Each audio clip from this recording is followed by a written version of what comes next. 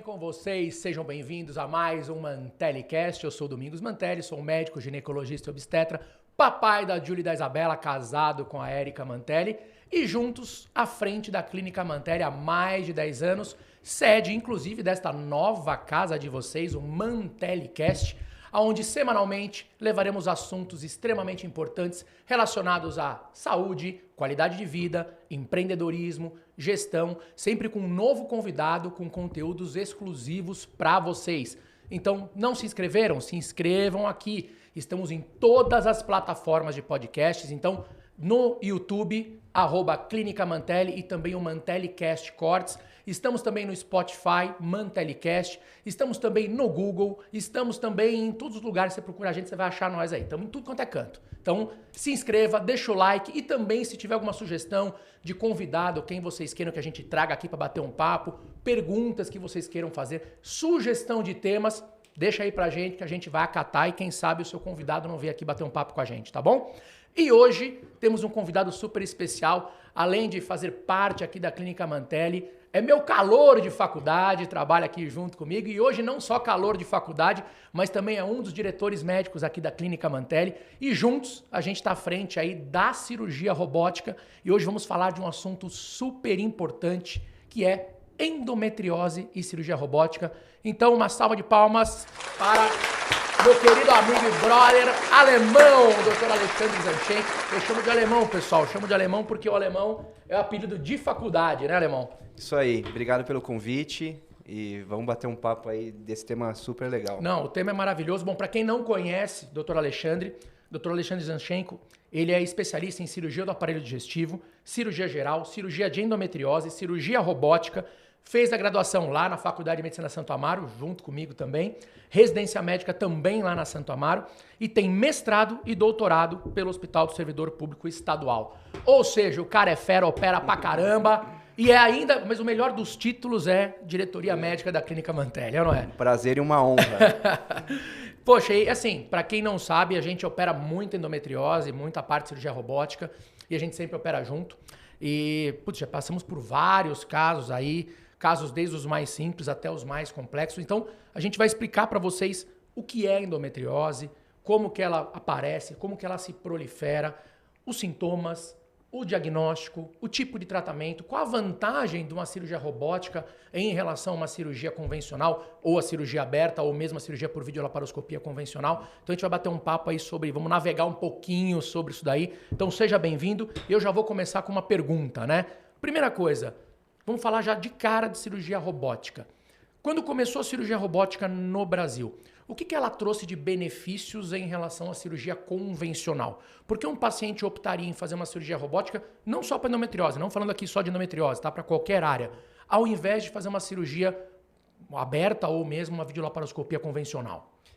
Assim, primeiro eu acho que a gente tem que fazer a comparação. A cirurgia aberta, assim, para determinadas... Vai acabar, né? Não, assim, não, ela tem seu espaço e suas indicações, mas a questão é que, por exemplo, na própria endometriose, a gente precisa acessar uma área por trás do útero, né? Então, assim, lá atrás do útero, em cima do reto, atrás da vagina. Então, na cirurgia aberta, a gente não consegue ter esse acesso.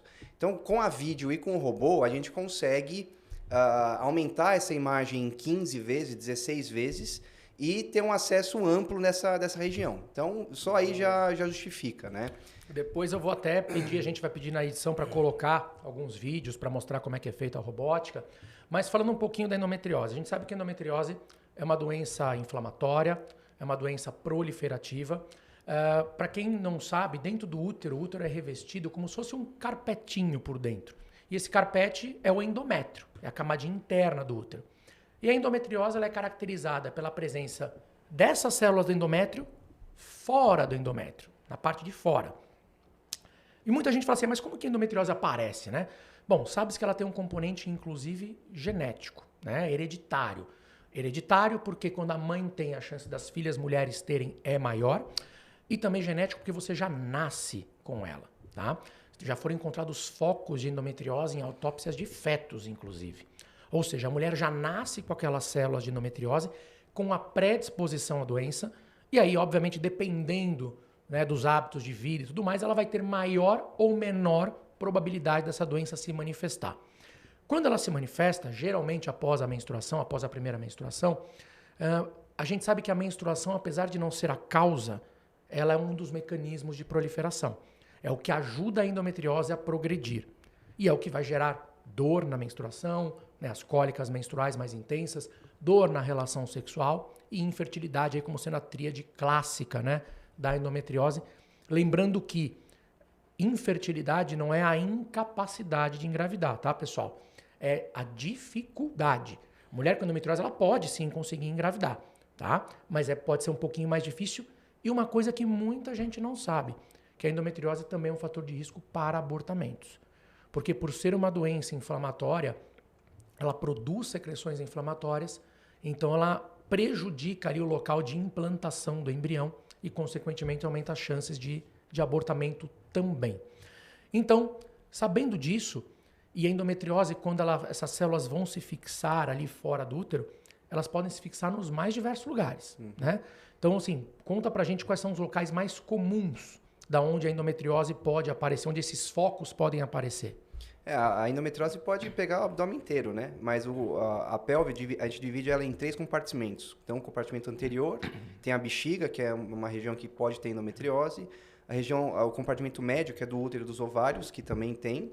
E o compartimento posterior, que é o mais comum, né? Então, aí pode pegar ureter, pode pegar intestino, todo o peritônio, né? Que é uma pele que recobre todos os órgãos ali da pelve. Pode pegar diafragma. Então, qualquer outra parte do intestino, então a gente já pegou intestino do lado direito, intestino fino, então pulmão, pode ter... Né? Pode ter até torácica, né? Então... A gente já pegou em diafragma, né? Diafragma, várias, né? Então, assim, os lugares mais diversos. E uma coisa interessante é que independe da quantidade para gerar ou não sintomas. Isso. Eu tenho, por exemplo, pacientes que têm a pelve tomada de endometriose e não tem sintoma nenhum. Zero dor, passa super bem. A gente descobre ali nos exames de rotina. E em contrapartida, a gente vê pacientes com pouquíssima endometriose e com muita sintomatologia. Ou seja, urram de dores na menstruação, não conseguem ter uma relação sexual sem dor. E por que isso acontece? É por conta da localização? Por que umas têm mais sintomas e outras têm menos sintomas, independente da quantidade de endometriose? Isso não tem muita explicação, né? Mas eu acho o mais importante nesse aspecto, nesse sentido, é ter paciente que a gente está em 2023, né? Com todo o arsenal diagnóstico e terapêutico que a gente tem hoje.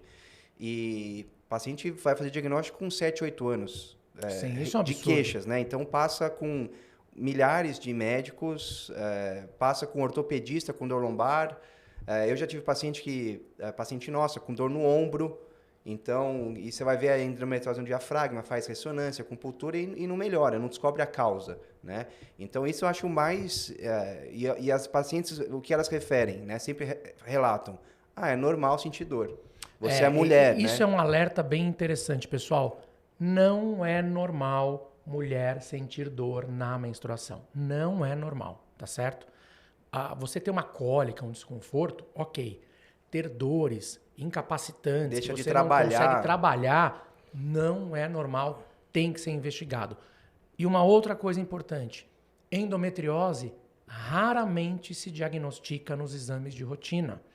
No ultrassom transvaginal convencional, ou seja, tem que fazer exames mais específicos para isso. A gente consegue ter uma direção nos exames. Mas só quando, por exemplo, as lesões são mais grosseiras, brutas, mais grosseiras. Isso. Então tem um endometrioma de ovário, você consegue ver. Agora, principalmente na parte posterior, o compartimento posterior do útero, que é uma das regiões mais comuns, se você não fizer o exame com preparo intestinal ou mesmo uma ressonância, dificilmente você vai conseguir pegar essas lesões. Sim. E eu percebo que as dores, a sintomatologia, ela está muito relacionada com a localização.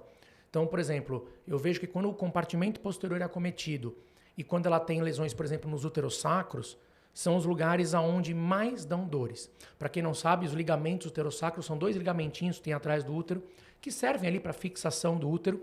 Só que o que acontece? Na hora de uma relação sexual com a penetração, muitas vezes o pênis encosta no colo do útero e empurra o colo do útero e você repuxa esses ligamentos e gera dor na relação.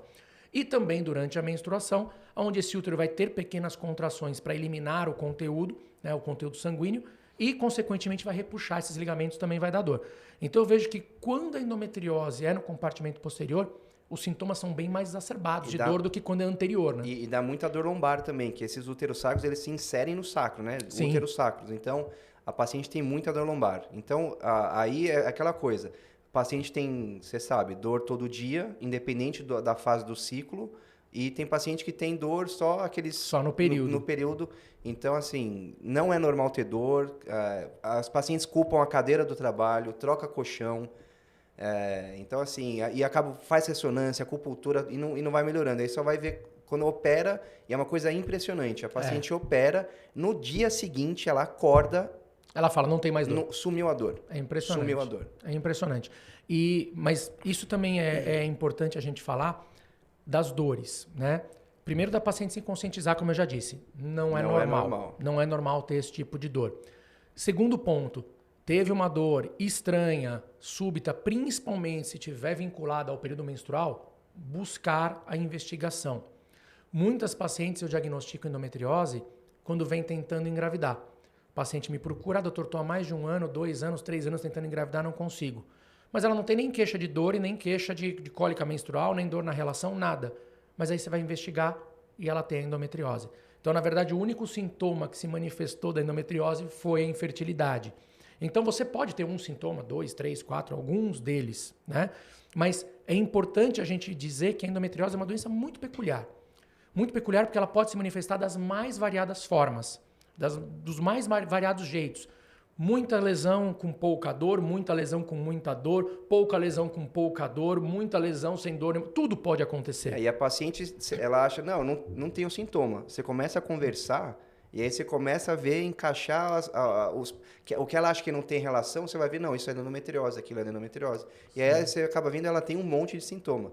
Né? E uma coisa também legal de explicar para o pessoal é que muitas vezes a endometriose, dependendo da localização, ela só muda o nome, mas a doença é a mesma. Sim. Então, muitas vezes você pega um laudo onde você lê lá, útero com adenomiose. O que é adenomiose? É uma infiltração deste endométrio na musculatura do útero. Então, é uma endometriose, só que infiltrativa na musculatura, então só muda a nomenclatura. Quando essa endometriose se insere no ovário, aquele ovário engloba aquela endometriose e forma um cisto enorme ali de células de endometriose. Ele recebe o nome de endometrioma de ovário, mas é endometriose. Então, dependendo da localização, muda apenas a nomenclatura, mas a patologia é a mesma. Só que os sintomas vão variar. Sim. Às vezes, um endometrioma de ovário não dá tanta dor, porém dá muito mais infertilidade. Já nos ligamentos uterossacros dá mais dor e menos infertilidade. Então é muito variável do que a gente acha, né? Principalmente quando a gente está lá no sítio cirúrgico, né? Sim. E outra coisa importante, assim, as pacientes daqui têm sorte que os médicos daqui são preparados e têm essa atenção em pesquisar endometriose. Então, e o que a gente não vê aí, né? Muitas pacientes rodando por aí e o diagnóstico passando em branco. Falando em diagnóstico, então, fala um pouquinho sobre como fazer o diagnóstico de endometriose. O paciente chegou, você desconfia que ela pode ter endometriose, o que você costuma pedir, o que você costuma orientar essa paciente? Exame físico é importante, né? Claro. A história, então você consegue direcionar. Essa semana teve uma paciente aqui com a mesma coisa. A gente conversando, de repente ela me fala que tem uma dor lombar. Aí, começando e tal, e ela veio passar comigo por uma úlcera gástrica. Não tinha nada a ver com a história. Aí, eu conversando com ela, ela me falou dessa dor lombar. Resumindo, ela... Diagnóstico de endometriose. Entrou com uma úlcera e saiu com endometriose. Você falou uma coisa super importante, cara, que infelizmente a gente vem vendo cada vez menos. Exame físico. Com certeza. O paciente tem que ser examinado. Eu fico abismado quando eu vejo o pessoal escrevendo ali no Instagram, relatando, eu vou no meu médico, não sei o que, ele nunca me examinou. Cara, não tem como, né? A gente não pode esquecer a propedêutica básica, né? Colocar a mão no paciente, examinar aquele paciente. Na paciente de endometriose é super importante o toque vaginal, você manipular esse útero justamente para ver onde ela tem mais dor, se é anteriorizando, se é posteriorizando o útero, se é lateralizando o útero, para você conseguir saber se tem mais aderência, menos aderência, se aquele útero está fixo, se ele está móvel. Então, o exame físico é de extrema importância para o diagnóstico. Você consegue direcionar onde está a lesão. Exatamente. Né? Muitas vezes necessário, como no teu caso, que faz a parte gastrointestinal, até o toque retal. Sim. Porque tem muitas lesões de endometriose que acometem a parte intestinal e até tem invasão intestinal. E até essas lesões retrocervicais com lesões do útero sacros, muitas pacientes falam que tem dor anal. Para evacuar. Dor para evacuar, sangramento até muitas vezes quando está invasivo, né? Isso, e assim, dor, elas falam que tem choque, elas sentem choque no ânus. Então, que é dessa... E não necessariamente é uma lesão intestinal, mas ela tem um sintoma no ânus, entendeu? Ela pode ter sintomatologia de dor para evacuar, desses choques, ela pode ter também, quando já está numa fase mais avançada, sangramentos, principalmente em período menstrual. Ela pode ter sangramento, porque entenda assim, todo mês, né, o endométrio ele se espessa esperando receber um bebê, né, esperando que a mulher engravide. Se ela não engravida, ele descama, junto com a descamação, rompe alguns vasinhos sanguíneos, por isso que sangra, e aquilo sai pelo útero. Porém, uma parte deste sangue contendo essas células de endometriose podem migrar pelas tubas e cair dentro da cavidade, né, abdominal, e levando essas células para vários outros lugares. Então, quando a gente está falando da parte menstrual propriamente dita, tem casos em que a gente precisa realmente cortar a menstruação dessa paciente, como um mecanismo de tentar coibir a dor, né? E por que coibir a dor por causa da menstruação? Quando esse endométrio vai se espessar, como eu falei, que é por uma ação hormonal, tendo células do endométrio em outros lugares, essas células também vão se espessar e muitas vezes também vão sangrar.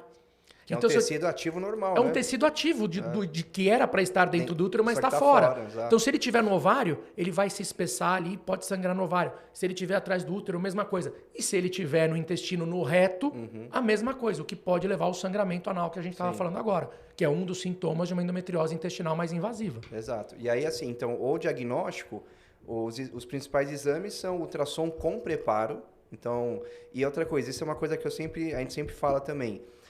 O médico que faz o exame é fundamental, o ultrassonografista. Ou o ultrassonografista ou quem está laudando a ressonância, né? Também com preparo. Então, isso é fundamental porque as lesões... A pessoa precisa ter experiência, o médico precisa ter experiência em endometriose, no diagnóstico da endometriose. Então, isso é uma coisa que a gente sempre fala, manda para lugares específicos para fazer os exames.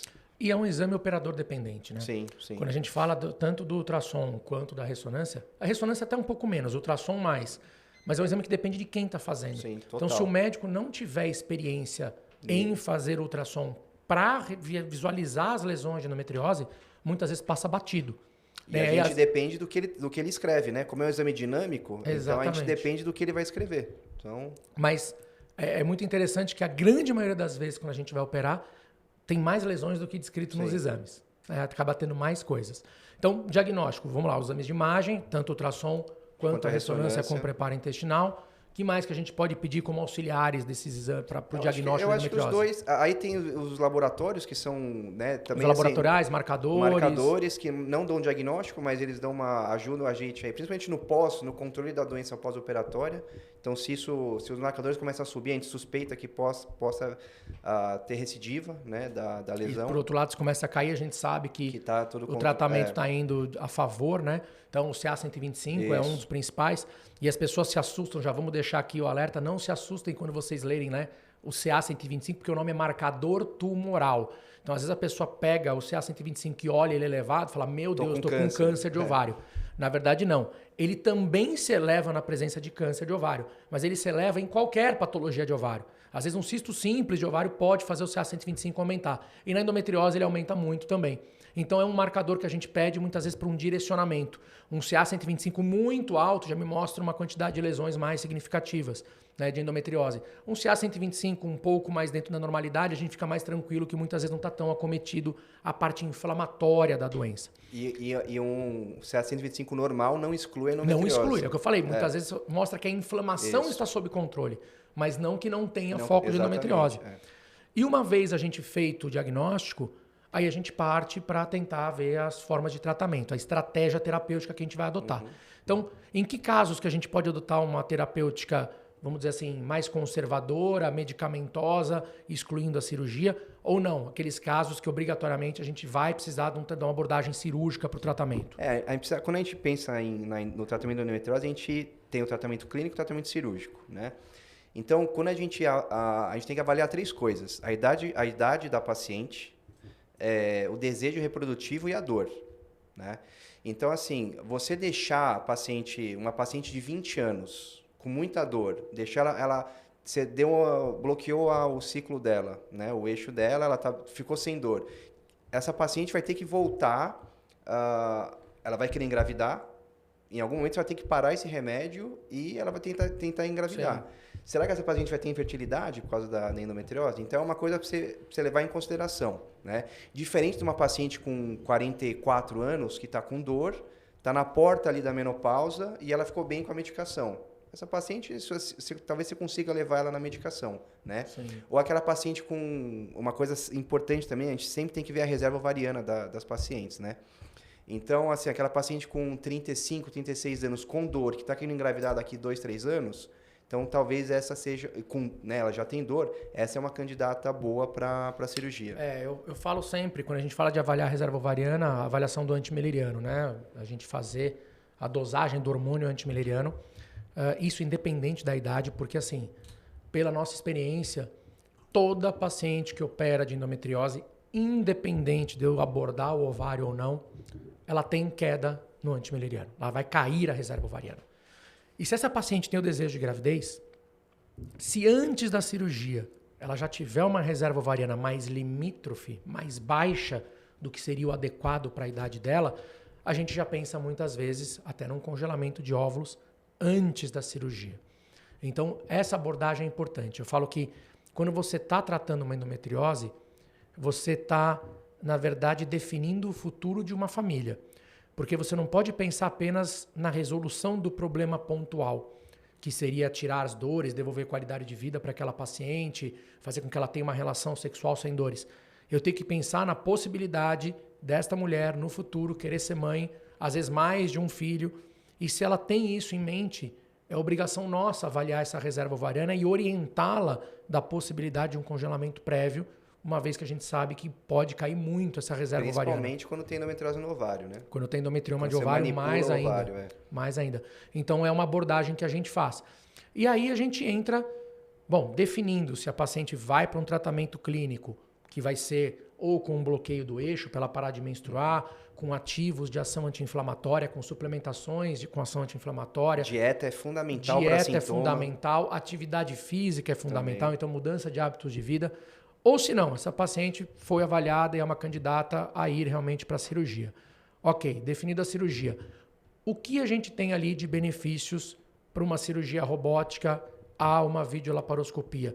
E o que mudou nos últimos anos na evolução do tratamento cirúrgico da endometriose? Eu sou, assim, eu sou até suspeito que eu sou completamente apaixonado pela cirurgia robótica. Se eu pudesse fazer tudo por robô, eu faria tudo por robô. Então, eu sou um cara completamente apaixonado. A gente já fez cirurgia de 10 horas de laparoscopia. Não, por laparoscopia. Por laparoscopia, te arrebenta, né? Não, então, você fica 10 horas de pé, pensando que você está operando com 2 paus retos, né? Então, você dificulta seu movimento. Dá para fazer tranquilamente, a gente já fez muito, mas hoje... Mas é um desgaste de equipe muito grande. E para paciente também, você consegue reduzir o tempo cirúrgico para a equipe. Risco de infecções. Tudo, né? Dor no pós-operatório, principalmente. Exatamente. Isso é uma coisa que a gente observa muito de benefício na cirurgia robótica, é a diminuição de dor no pós-operatório, né? Não, e assim, para mim a maior diferença é a liberdade de movimento que o robô dá. Então, assim, hoje eu falo para as nossas pacientes... uma coisa boa é que elas já chegam pra gente pedindo o robô. Então, isso pra mim já é muito bom. Facilita, já estão sabendo. Já facilita. Então, assim, quando eu já vejo que o caso é complexo, tem aquele bloqueio de fundo de saco, tem endometriose intestinal. Então, na minha opinião, o robô, a gente consegue preservar mais o intestino do que por vídeo. Porque antigamente era mais fácil eu ir lá, corto um pedaço do intestino e acabou. Com o robô eu consigo separar uma camada da outra. Com muito mais precisão. Com mais precisão, delicadeza. Basta dizer que assim, a cirurgia videolaparoscópica clássica, você opera com uma visão 2D. Sim. No robô, o cirurgião que está sentado no console tem uma visão 3D. Maravilhoso. Então ele tem uma noção de profundidade muito grande, as cores muito mais próximas da realidade. Se ele precisa dar um ponto ou dissecar alguma região muito, vamos dizer assim, delicada, próximo de um ureter, de algum grande vaso sanguíneo, você consegue trazer aquela imagem, deixar gigantesca na tua cara para você ter precisão para fazer delicado. aquilo. Os movimentos muito mais finos do que pela pinça de videolaparoscopia. Então, o risco de um erro, né, do próprio cirurgião é muito menor, até porque o fato de você operar sentado no console, com o braço apoiado, a sua fadiga física numa cirurgia muito longa é muito menor, certeza. o que também diminui o risco de um erro médico, a chance de um erro médico. E melhora o resultado depois de 5, 6 horas, né? Exatamente. E uma coisa que eu sempre falo, quando você vai operar por robô, pensa assim, na videolaparoscopia você entra com uma pinça reta e você está mexendo aquela pinça desta forma lá dentro. Então você imagina o que isso machuca a cavidade, né, ali a parede abdominal de tanto mexer. O robô, quando você fixa o robô, ele tem um pequeno movimento aqui, mas a pinça ela se movimenta muito mais aqui embaixo.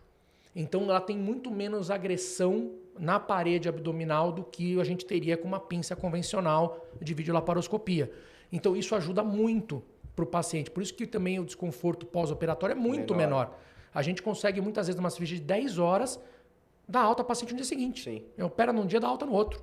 A não ser que tenha que tirar um pedaço de intestino, alguma coisa, fica um pouquinho mais de tempo internada. Mas via de regra, alta no dia seguinte. Sim. Então eu vejo a robótica como sendo a evolução. Acho que muito possivelmente daqui a algum tempo quase ninguém mais vai fazer videolaparoscopia. A gente vai acabar... Tudo que pode ser feito por robô vai passar para robô. Com certeza. Né? A vídeo vai acabar ficando um pouco mais obsoleta, né? O robô no Brasil esse ano completa 15 anos, se eu não me engano. Então é uma coisa super recente. Né? Em termos de medicina é muito recente. No Brasil você tem 15 anos de robô. Então, e hoje, quando eu pego esses casos mais complexos, eu falo para o paciente, o seu caso é por robô. Não tem nem dou outra opção. Porque eu sei que para ela vai ser melhor. Para a gente vai ser melhor, né? O resultado vai ser melhor. E aí a paciente entende e acaba concordando com isso. Né? Sim, a gente percebe muito isso até em tempo cirúrgico. O paciente que a gente operou, a última que a gente operou semana passada. Quando você dá ponto por vídeo, para você dar pontos com as pinças de videolaparoscopia, você demora o dobro de tempo do que você demora com o robô. É muito mais rápido. Então você imagina uma cirurgia onde você tem vários pontos de sutura, de anastomose para fazer. Poxa, muitas vezes com o robô você ganha muito tempo cirúrgico. E quanto menos tempo cirúrgico, menos risco para o paciente, menos risco anestésico, menos risco melhor, infeccioso, né? Tudo. É tudo muito melhor. E o bom do robô, a imagem é tão perfeita e o movimento é tão perfeito, delicado, que eu consigo separar uma camada da outra do intestino, tirar a lesão e eu consigo preservar esse intestino, que muitas vezes antes eu tiraria... Você não conseguiria ter essa separação e acabaria visão, né? Tirando um pedaço. Então, eu não tenho nem o que... Robô não, maravilhoso. É maravilhoso. E para quem não sabe o que é o robô, como eu falei, a gente vai colocar aqui na tela depois, o cirurgião principal está sentado no console com o rosto ali numa tela, né? Os dedos colocados ali nas argolas, onde você vai fazer o movimento que as pinças vão fazer no paciente, e a paciente está lá, deitada ali na maca, né, cirúrgica. 2, 3 metros dentro 2, 3 da metros sala, de quem né, está operando, mas na mesma sala, com a outra equipe que está em campo fazendo a troca de pinça e tudo mais. E isso é o futuro. Sim. Porque eu vejo... Já é a realidade, né? É a realidade, mas eu vejo... Pra gente aqui em São Paulo, tudo, né? Eu acredito que daqui... O robô tem 15 anos, em mais 15... Talvez a gente esteja sentando num console no Brasil e operando um paciente em outro país. Já teve uma cirurgia... Como rotina. Rotina. Já teve uma telecirurgia dessa, de 2 médicos, um médico francês e um canadense. Até é um dos fundadores do IRCAD, que é um centro de treinamento, que é o professor Marisco. Ele fez uma colecistectomia, que é retirada da vesícula. Ele estava se eu não me engano, foi em Estrasburgo. O paciente estava em Estrasburgo, na França. E eles estavam em Nova York. Que legal. E aí eles fizeram essa colecistectomia, né? Retirada da vesícula. Só que o problema é a transmissão. Só que a internet caiu. Não chegou a cair, mas o delay teve um problema com atraso. Foi um atraso super pequeno. Aí você cata o celular, conecta o robô no 5G, vê se pega para continuar. Mas foi um atraso que não teve interferência, mas poderia ter dado, né? Sim. Então, isso, enquanto não tivesse a tecnologia... Mas por isso que eu falo daqui uns 15 anos, sim. porque a tecnologia de internet daqui 15 anos deve ser uma coisa super mais avançada. O 5G já melhorou bem. Então, eu né? espero que esteja no 10G daqui 15 anos, né? Que o negócio já esteja funcionando a milhão. Porque isso, na verdade, o robô foi uma tecnologia criada para guerras, né? Para guerras, onde a pessoa está lá, o combatente está lá na frente de batalha e você tem um caminhão ali onde tem a maca para poder colocar com o robô, para colocar o paciente. Então, esse cara tomou um tiro, alguma coisa, ele vai lá para a maca e o médico, à distância, senta lá na linha de frente, consegue operar esse soldado ali. Então, foi uma tecnologia criada para a guerra. Criada para guerra. Foi criada para telecirurgia, né? E agora é uma coisa que pode ajudar muita gente. Você imagina, você fala assim, pô, quem que é o cara que opera melhor tal doença? Ah, o cara fica lá, sei lá, no Egito. Beleza, o cara vai te operar de lá, você aqui. Imagina que legal isso, né? Mas a gente tem que pensar, assim, infelizmente no Brasil a realidade é muito, muito diferente, né? Sim, ainda estão muito atrasados. Então, por exemplo, tem cirurgião lá no interior da Bahia, interior do Alagoas, que ele mesmo faz a hack, aí, e ele vai lá e opera. Então, olha o perigo que é isso, né? Hoje em dia. Então, até chegar o robô... Não, até precisa ter uma estrutura adequada, mínima, né? Então, mínima. E não... ele mesmo faz anestesia, vai lá e opera. E aí depois volta... Não, a realidade do Brasil é outra. A gente sabe que a cirurgia robótica, se não me engano, você me corrija se eu estiver errado, ainda não tem na rede pública. Talvez tenha nos hospitais universitários, né? Tem no HC, tem. Isso, nos universitários, mas, assim, sim. Mas não é uma rotina não. em hospitais públicos, infelizmente. Mas é uma coisa que muito possivelmente em breve possa ser mais divulgado palpável, né? E seja uma coisa mais palpável a todos. Sim. Porque os benefícios são assim, indescritíveis, são maravilhosos. E, bom, falando agora, voltando ainda para a cirurgia robótica, né? Explica para a gente um pouquinho dessas técnicas, o que a gente pode, dentro da tua área da cirurgia gastrointestinal e da minha área, depois vou falar também da parte ginecológica, ginecologia obstetrícia, o que a gente pode utilizar o robô? Que tipo de cirurgia? Pode ser para tudo ou tem alguma coisa que é contraindicação? Absolutamente tudo. Então, assim, cirurgia torácica está usando robô. Torácica. Cabeça e pescoço está usando robô. O acesso deles é fantástico. Eles fazem um acesso pelo tórax, tá? É muito legal. Transplante de rim estão fazendo robô. Todos os órgãos abdominais, você pode... Então, tumor de intestino, tumor de pâncreas, tumor gástrico, tudo. Hérnias, né? Hérnias da parede abdominal, o robô mudou a cirurgia. Então, hérnias da parede anterior do abdômen, imagina o seguinte, você está operando, o que você está operando está em cima de você. Então, para eu operar por vídeo, é muito difícil. Você precisa agachar praticamente para poder acessar. E com o robô, a gente consegue virar a câmera para baixo. Roda. A pinça faz isso. Então, mudou a cirurgia de hérnia da parede abdominal. Entendeu? Mudou. Foi um game changer, é muito bom. E tudo. Então, cirurgia cardíaca, faz revascularização com o robô. Então, tudo você pode usar em ortopedia, cirurgia de quadril, tem um robô para isso.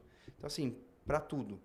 E dentro da ginecologia também, né? Tudo. Cisto de ovário, endometriose, esterectomia.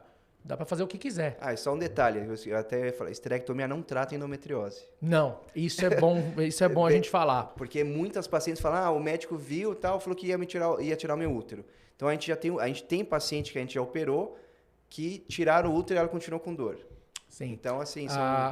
Entenda assim, o fato de você retirar o útero, teoricamente, essa paciente não vai mais ter o tecido uterino, o endométrio, mas basta ter uma única célula microscópica, que muitas vezes já nasceu com essa paciente, escondidinha ali atrás do intestino, atrás da bexiga, alguma coisa, em algum momento ela pode se manifestar, crescer e essa endometriose reaparecer, mesmo em pacientes que retiraram o útero. Claro que é muito mais difícil. A chance de aparecer é muito menor, mas pode. Então a gente tem que ter essa consciência. E não tirem o útero, só tirar o útero se tiverem endometriose. Exatamente. Não deixem tirar o útero. Exatamente. A não ser que esteja perimenopausa, alguma coisa, isso vai beneficiar. E tem que associar a cirurgia. Não, e quando a gente tem muitas vezes endometriose, mais miomas, mais alguma coisa que também está atrapalhando. Porque tem que fazer a cirurgia do compartimento posterior, aí se tiver indicação de tirar o útero, tudo bem, Aí mas sim. não só tirar o útero, né? Que não vai resolver. Exatamente. E até falando da técnica cirúrgica, né? Antigamente a gente via muito que as pessoas quando operavam por vídeo cauterizavam as lesões de endometriose. Então entrava lá com as pinças, E não via é nem a lesão. antigamente, tem gente ainda hoje que faz isso. Infelizmente ainda tem gente que faz isso. E cauteriza. Qual a diferença de você cauterizar as lesões ou de você realmente dissecar a pelve e retirar essas lesões? A endometriose, ela é uma doença, tanto no intestino na pelve, ela cresce de fora para dentro. Então, você tem lá a pelve, né, o peritônio, aquela pele, ela gruda ali e vai crescendo, ela cresce de fora para dentro. Então, se você só queimar, você vai queimar a parte superficial dela. A parte posterior dela, ela vai continuar lá. Então, qual que é o quadro clássico disso? A paciente tem uma melhora provisória. Imediata. Né? Na hora melhora, e aí, ao longo desse primeiro ano que ela faz a cirurgia, ela vai voltando a ter dor. Aí chega depois lá de um ano e pouquinho, ela começa a ter toda a dor que ela tinha antes, né? Tá. Então, normalmente é isso que acontece. Então, quando a gente tira a lesão, você tira a lesão anterior, tanto a parte de fora quanto a parte de dentro. Então, é o que a gente sempre fala, né? Imagina você tem lá a raiz, uma planta com a raiz. Você só tirar a planta e deixar a raiz. Daqui a um tempo, aquela raiz vai crescer. Você pegar o vaso e queimar a planta, a raiz está lá. Exatamente. Vai passar um tempo e volta a crescer. Então você tem que realmente dissecar a pelve. Tirar tudo. E é aí que entra a habilidade do cirurgião. E muitos que somente cauterizam é porque não têm habilidade na dissecção. Porque a dissecção ela é muito mais trabalhosa, ela é muito mais arriscada. Você trabalha perto de grandes vasos, de grandes artérias, de grandes veias, de grandes inervações, do ureter. Então, o risco, obviamente, de uma lesão, se a pessoa não tiver uma boa noção de anatomia e não souber dissecar, é muito grande.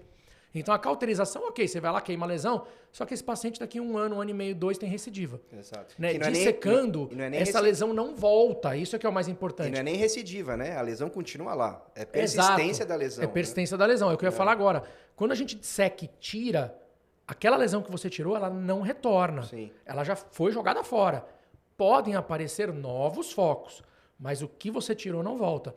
Diferente de quando você cauteriza, que na verdade é aquela mesma lesão que retorna, ela continuou lá, ela vai voltar a crescer. Não é recidiva, é persistência. Então, super importante, se você vai ser operado de endometriose, pergunte para o seu médico. Doutor, eu quero saber que técnica que o senhor utiliza. O senhor cauteriza ou disseca e retira as lesões, manda material para anatomopatológico para a gente ver que realmente era uma endometriose, porque isso é super importante. Porque senão a sua melhora ela é muito rápida. Sim. Ela vai ter ali 1 ano, 1 ano e meio, 2 de sossego sem dor, depois as dores voltam tudo.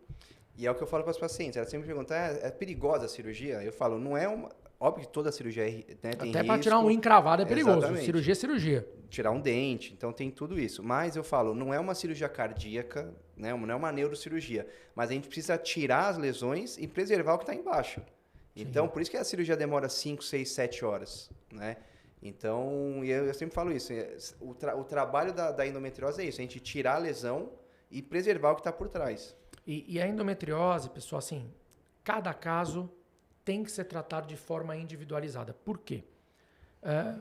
Por mais que a paciente tenha muitas vezes uma indicação cirúrgica, é importante a discussão junto em família, como eu falei, para saber se essa paciente deseja uma gravidez, se não deseja. Mas olha que interessante.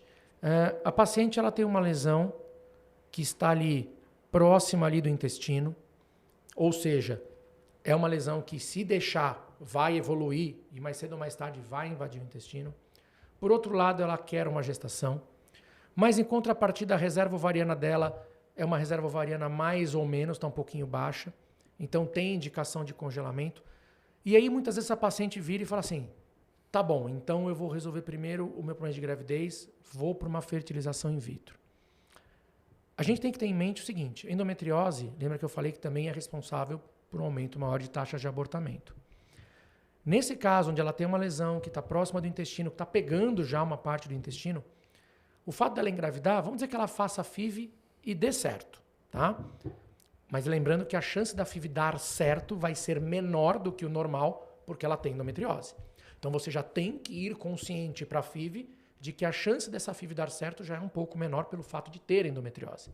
E a questão é que essa paciente, como reserva baixa, tem pouca chance para ficar transferindo, né? Exatamente. Então, olha só que interessante. Então a paciente está lá com a reserva mais baixa, vai para a FIV, sabendo ainda assim que vai ser mais baixa a chance de acontecer. Mas digamos que dê certo. Ela fez a FIV, deu certo, engravidou, a gravidez foi embora. Essa paciente vai passar por 9 meses de gestação, mais o período todo de amamentação, muitas vezes 1 ano, até 2 anos, muitas vezes amamentando. Se ela for abordar essa endometriose, ela vai abordar dali uns 3, 4 anos. Se não tiver outro filho, né? Se não tiver outro filho na sequência. E a chance daquela lesão que já estava invadindo o intestino ter infiltrado o intestino, e ela muitas vezes agora vai fazer uma cirurgia de um porte muito maior, vai ter que tirar um pedaço do intestino, sendo que lá atrás, se ela tivesse operado, você conseguiria manter o intestino sem tirar um pedaço. Tudo isso tem que levar em consideração. Com certeza. Então eu falo para a paciente, olha, onde está a tua lesão, mais cedo ou mais tarde você vai ter que operar. Porque ela está ali no intestino. Então você vai ter que tirar. Se a gente demorar muito, tem a chance de perder um pedaço do intestino. Se operar agora, previamente, a gente tem a chance de preservar o intestino. Só que, fazendo a cirurgia agora, a gestação vai esperar um pouquinho mais. E vamos precisar aí congelar os ovos, a reserva não é boa. Então, olha quantas coisas para pensar quando a paciente vem com o diagnóstico de endometriose. Eu tenho que montar um quebra-cabeça de qual o melhor caminho. Eu falo, não tem caminho certo ou caminho errado. Tem várias estratégias. A gente tem que pôr as cartas na mesa para a paciente e ela vai, junto com o médico, junto com a família, ali decidir. Vou por esse caminho, por aquele caminho. E todos os caminhos que ela escolher vão ter riscos e benefícios. Então vai ter que saber, dentro da realidade dela, da estrutura familiar dela, qual que vai ser o melhor caminho a seguir. Então, é uma patologia que envolve toda uma família na decisão do que vai ser feito, não apenas o médico. Então não é assim, só opera ou não opera. Não, tem muita coisa envolvida. Se essa paciente está perto da menopausa, se não está, se você vai tirar o ovário, por exemplo, de uma paciente que já está perto da menopausa ou não, as tubas, como é que ficam, porque também tem isso, a endometriose causa uma inflamação global ali na pelve, dá aderência em tubas, tortuosidades, obstruções das tubas uterinas, o que também dificulta uma gravidez natural. Ou seja, ela pode fazer um estrago razoável no organismo da mulher. E isso, como essa parte intestinal que eu vejo, é isso que você falou. Então, assim, ou é operar hoje uma lesão tranquila de resolver, ou operar daqui 3, 4 anos tendo que ressecar um pedaço do intestino. Então, essa é uma conversa que eu tenho sempre com elas. E não só intestino, muitas vezes bexiga, né? Sim, isso eu estou falando mais da parte intestinal, né? Porque bexiga também é outra região muito comum de acometimento, muitas vezes tendo necessidade de ressecar um pedaço, de mexer com isso. Ou seja, gente, tem que investigar. Tem que investigar, sentar com o médico, bater um papo, definir como é que está a sua vida, como é que está a sua qualidade de vida, as dores, se pretende engravidar ou não, se é um tratamento que dá para fazer clinicamente ou não, se tem que ir para cirurgia, se for para cirurgia, qual o melhor momento, qual o timing, se deseja engravidar, se não deseja, como é que está a reserva ovariana. Envolve muita coisa, muita coisa. Então essa paciente precisa passar num atendimento multidisciplinar. Eu sempre falo, passou comigo, sou ginecologista, diagnostiquei, muitas vezes eu vi uma lesão próxima ali do reto, próxima ali do intestino, eu mando para o Alexandre, ele faz a avaliação. Se tem algum comprometimento de bexiga, o urologista avalia. A gente trabalha muito também com a fisioterapia pélvica, né? Fala um pouquinho dos benefícios da fisioterapia pélvica para quem tem endometriose. Tanto no pré quanto no pós. Então, assim, no pré, que nem eu falei, o pré, a dieta é importante para tirar sintomas. E essas pacientes também, elas têm muitas alterações sexuais. Então, isso a fisiopélvica vai ajudar bastante, até em diferenciar uma coisa da outra, né? Sim. E no pós, eu acho que é também fundamental, a paciente que tem endometriose, ela fica com a musculatura fragilizada. Fragilizada, eu não digo que o tempo inteiro é inflamada, dolorida. Então, muitas pacientes têm essa dor, né, que a gente chama de dor miofascial depois das cirurgias, que a fisiopélvica resolve, tira com a mão. É uma maravilha. Aliás, a fisiopélvica resolve quase tudo, né? Impressionante.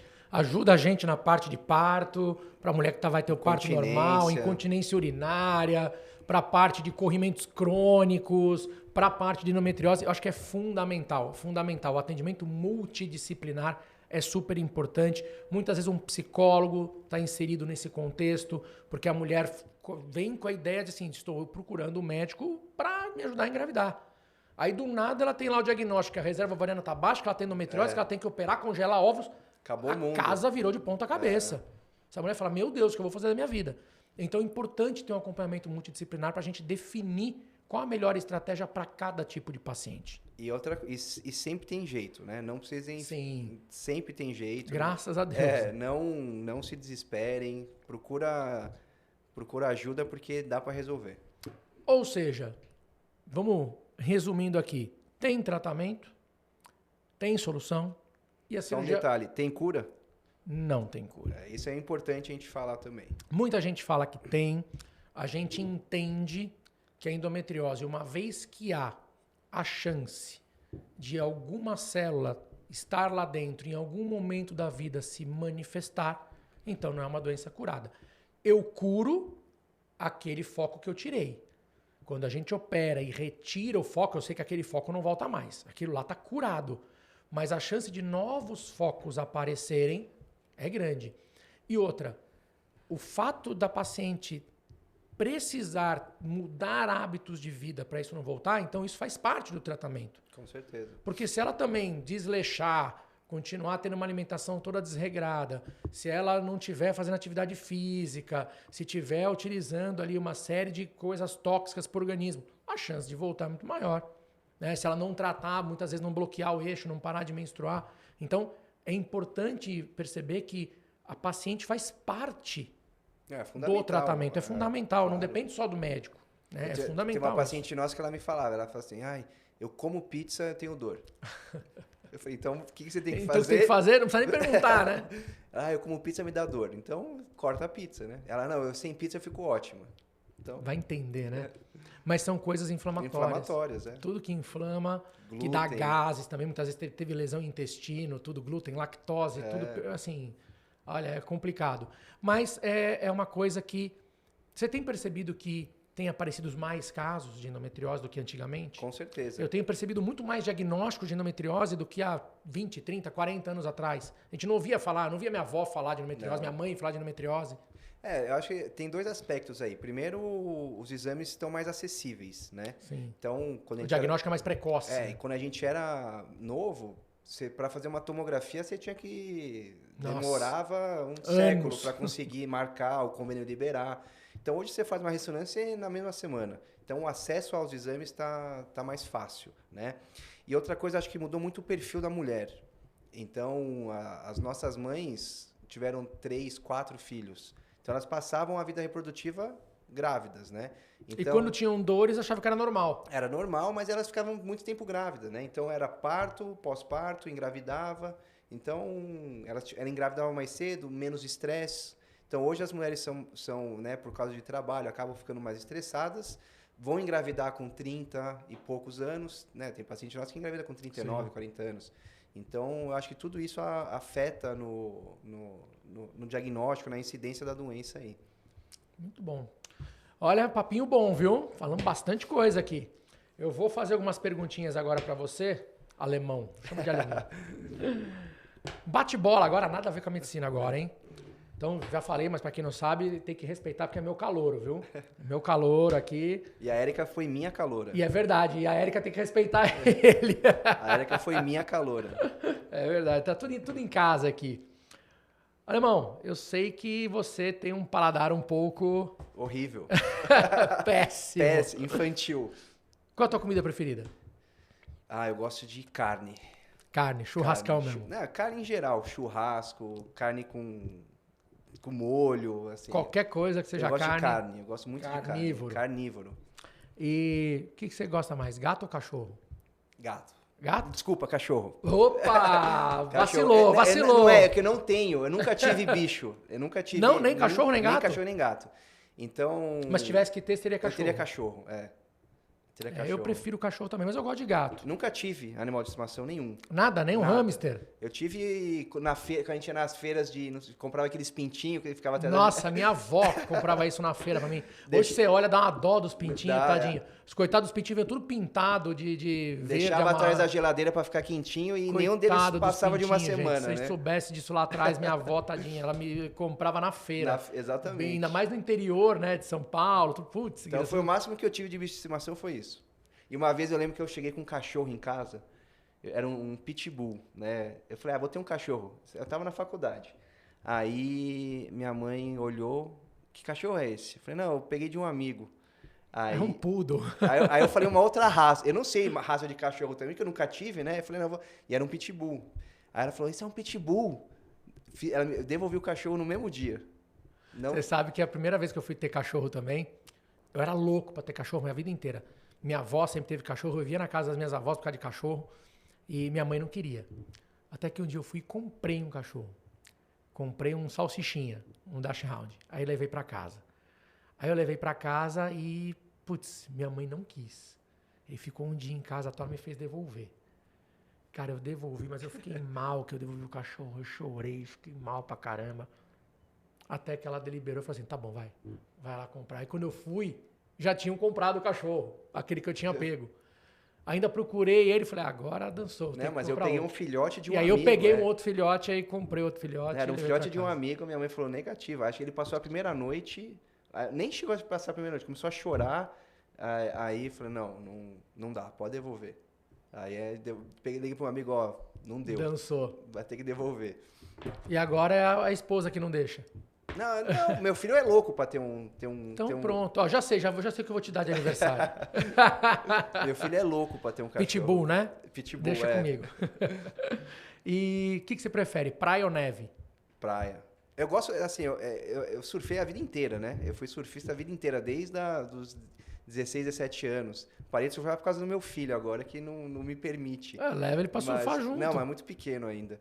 Mas eu gosto de neve também. Só que como eu sempre tive rinite, fui muito alérgico, a neve pra mim era meio complicado, né? Ficava entupido, mas sempre fui mais praia. Eu já sou mais da neve, eu gosto da neve. Agora a parte engraçada, uma vergonha, um mico que você já pagou. Puta, eu já passei muita vergonha. Ainda mais na faculdade. Não, então, a faculdade, quando eu era bicho, era uma... Nem sei quantas vergonhas diárias, né? Não, mas há um mico que você pagou que você lembra sempre e fala assim, cara, esse foi demais. Nossa, tem alguns, né? Mas de cabeça... Um que você possa contar, né? De preferência. De cabeça... Não, mas na faculdade, quando a gente era bicho, são os piores, né? Sim. Passa muita vergonha. Não, muita vergonha. Passava, né? Eu Mas lembro, você me salvou de um trote que eu tava tomando, aí... E você fica naquele desespero tomando trote, né? Não podia olhar pra cima e tal. Você não vai lembrar. Aí a gente tava tomando trote. Faz só 26 anos isso. Aí eu tomando trote, você entrou. E aí era lembra o caverna e tal. Destruindo a sala. E aí você pegou e falou, não, esse aqui joga campo comigo. Você era goleiro. Justo eu, que não jogo. Não, mas você jogava. Porcaria nenhuma. Mas você treinava o campo. Ficava no gol, goleiro. Você era goleiro. Na verdade, era um pedaço de gente na frente do gol pra ver se a bola batia em mim, porque eu sempre fui péssimo nisso. Mas aí você. Não, isso aqui joga campo comigo, libera ele aí que o moleque joga comigo e tal. Aí me salvei. Você me salvou, na verdade. Né? Mas e algum mico mais recente? Não, tem os micos de festa de fim de ano que você me faz passar sempre, né? Não, isso sempre. Então, recente... Colocar ele pra cantar, pra dançar na boquinha da garrafa. Sempre. Toda festa de fim de ano você... É que a gente se sacaneia bastante com o outro. Isso é muito bom. E o teu filme favorito? O filme da tua vida. Só assim, é esse ponto. Eu não tenho... Eu gosto muito de... se eu falar, tem um filme específico, eu não tenho um filme... Falar, eu gosto... Esse aqui me marcou muito. Mas eu gosto de tipos de filme. Então... Eu gosto muito de filme de zumbi. Zumbi? Zumbi, eu gosto. Cara, eu já vi todos. Jura? Eu acho que eu nunca vi nenhum. Eu acho chato pra caramba. Não, mas os novos, né? Assim, eu adoro filme de zumbi e filme de guerra. Adoro. Então, o Top Gun, esse último agora, eu já vi umas 10 vezes. Sério? Passa, eu já vejo. Avião, tô viajando, eu deixo no avião a viagem inteira. Então, eu gosto muito de zumbi. Eu gosto de filme de zumbi. Boa. É porque parece com você, né? E os coreanos estão bons, viu? Os filmes São? de zumbi dos coreanos são bons. E a tua banda favorita? Ah, Ou cantor favorito, enfim. Não, eu gosto bastante de música eletrônica. Então não tem um...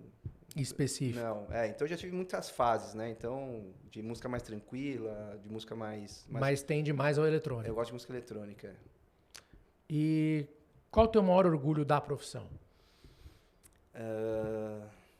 Poder, assim, não só na parte cirúrgica e tudo, mas você poder falar assim, ó, sabe, a pessoa vem desesperada para você trata, opera, e aí você cura a pessoa. Então, eu gosto de... Você conseguir devolver qualidade de vida para aquela pessoa, curar né? a pessoa é muito bom. Então, tem paciente que opera e fala, eu nunca tive uma relação sexual sem dor, com 30 anos de idade.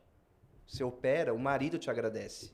Né? Fantástico, né? Então, assim, e operar câncer, então você cura a pessoa. Então, assim, isso para mim é fenomenal. muito gratificante.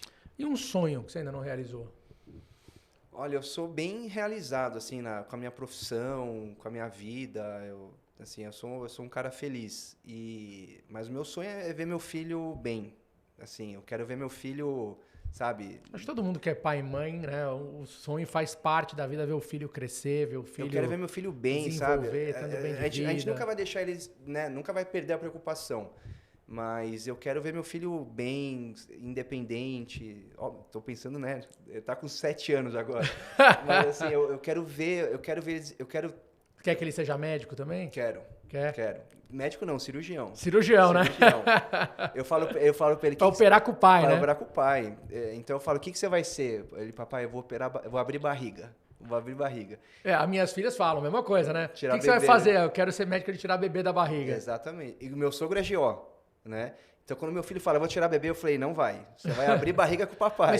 Olha, imagina que louco, daqui 20 anos, o teu filho operando com as minhas filhas em conjunto, trabalhando aqui na clínica, Muito legal. Operando junto com o outro. O que nós fazemos hoje, eu e você, né, um gineco e um cirurgião gastrointestinal operando endometriose, vai estar lá teu filho com a minha filha operando a mesma coisa. Olha que loucura pensar nisso. É verdade. E assim, é isso meu sonho é ver ele, sabe, crescer, desenvolver, ficar independente, indo bem, né? Sim. Então... Mas eu falo assim, a gente fala dos filhos seguirem medicina, mas eu sempre falo, eu sou bem tranquilo nisso. Eu falo pra minha esposa, falo pra minhas filhas, falo assim, elas vão poder fazer o que elas quiserem da vida delas depois que elas se formarem médicas. Mas o meu sogro falava isso depois que elas tiraram o diploma de medicina, aí faz o que quiser da vida, mas tem que ser médica, não tem essa. O meu sogro falava isso pra minha esposa. Falava, você quer ser administradora? Administradora hospitalar.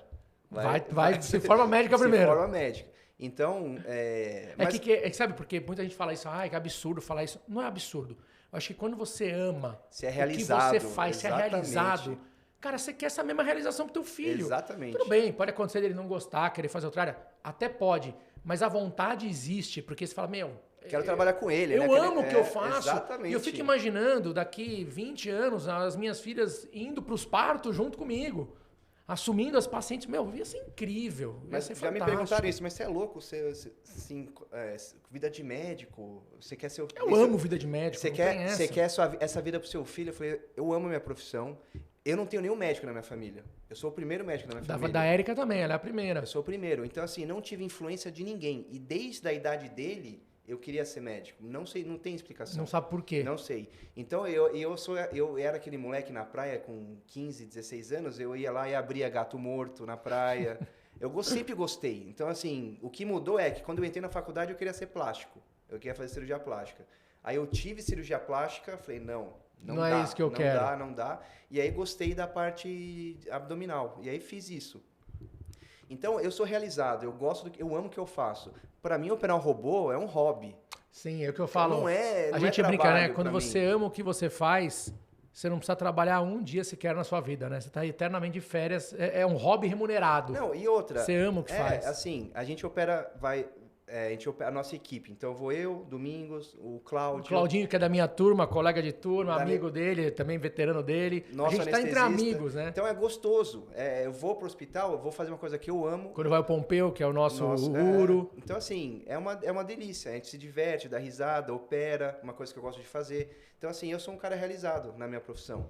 E quando a gente é realizado, quando a gente ama o que a gente faz, a gente quer isso pros filhos, né? Exato. Então, assim, eu falo isso. Por que eu não vou querer uma coisa que é boa pra mim e pro meu filho? Óbvio, também acho. Eu também penso a mesma coisa. Então, eu quero que ele seja, se puder seguir meus passos, vai facilitar pra ele, né? Então, Boa. Eu acho que é isso. Então... E, bom, um recado que você gostaria de deixar, final aqui pra galera, a respeito de tudo que a gente conversou, endometriose, robô, carreira, profissão, enfim. Vai que a câmera é tua. Não deixem de, né, que a gente falou aqui, não deixem de pesquisar. Não é normal ter dor, então vai pesquisar, dá para você ter qualidade de vida de volta, dá para você tratar adequadamente a doença. E acho que uma coisa principal é você suspeitar disso aí, você tem suspeitar que você tem a doença, né? Então, começando com isso, você vai procurar o tratamento adequado e vai voltar a ter qualidade de vida, vai ficar bem. É isso aí, Alemão. Cara, prazer te ter aqui. Prazer te ter aqui não só no Mantelicast, mas aqui na clínica. Dr. Alexandre Zanchenko. Fala pra galera a tua rede social, o pessoal pode te acompanhar. Meu sobrenome é complicado. Mas a gente vai pôr na tela.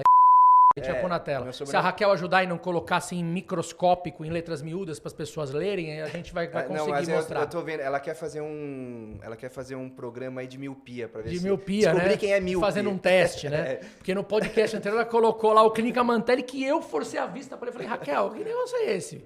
Mas né? ela tá fazendo esse programa para descobrir quem é míope ou quem não é, entendeu? Mas pode falar que ela vai colocar, porque o teu nome é super simples de pronunciar. Não, é fácil, parece difícil, mas é fácil. Meu sobrenome é russo, né? Então, mas é Dr. Alexandre Zanchenko. Zanchenko. É fácil. Vulgo Alemão. Alemão, prazer ter você aqui, como eu estava falando. Não só aqui no Mantelicast, mas na Clínica Mantelli, ter você hoje à frente da nossa parte de cirurgia robótica aqui, fazendo não só a cirurgia de endometriose, mas de toda a parte de aparelho digestivo, entra junto comigo em cirurgias ginecológicas, a gente faz tudo isso, então é muito gostoso. E também pela nossa amizade aí de mais de 20 anos juntos, né? Desde a época de faculdade, tudo mais, muita história para contar. E hoje, como um dos diretores aqui da Clínica Mantelli também, tocando a parte de diretoria médica. Então, cara, um prazer de verdade ter você aqui, sabe que eu gosto muito de você, não só como profissional, mas principalmente como pessoa e um grande amigo. Então, seja sempre bem-vindo. Obrigado. Vocês, não tem nem o que falar, vocês dois são, assim... Vocês dois quem? Que eu tô só... eu tô vendo ninguém. Eu tô incluindo a Érica nisso, né? Mas, assim, você é um cara fenomenal, assim, tem uma visão que poucos têm. Então, uma coisa que eu admiro e para mim é uma honra e um prazer estar aqui. É isso aí. Pessoal, uma salva de palmas. Dr. Alexandre Zanchenko. E, gente, recadinho aqui final para vocês, então. Gostaram? Inscrevam-se aqui na nossa página, no nosso @Clínica Mantelli no YouTube, no @Mantellicast Cortes também no YouTube. Estamos também no Spotify, no Google, no Amazon Music, ou seja, em todas as plataformas vocês encontram o Mantellicast. E, se Deus quiser, até o nosso próximo episódio. Valeu!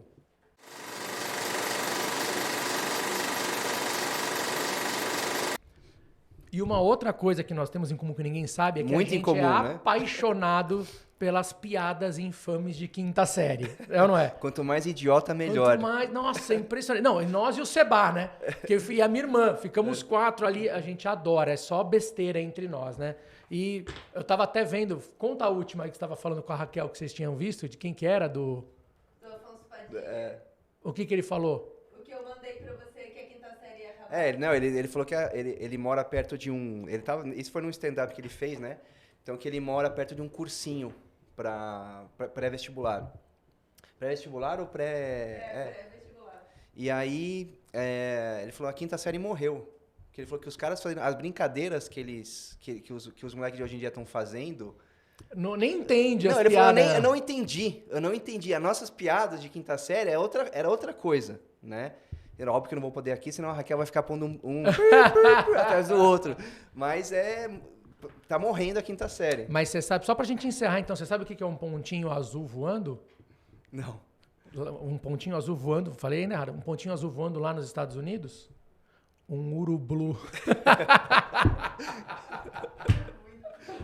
Corta!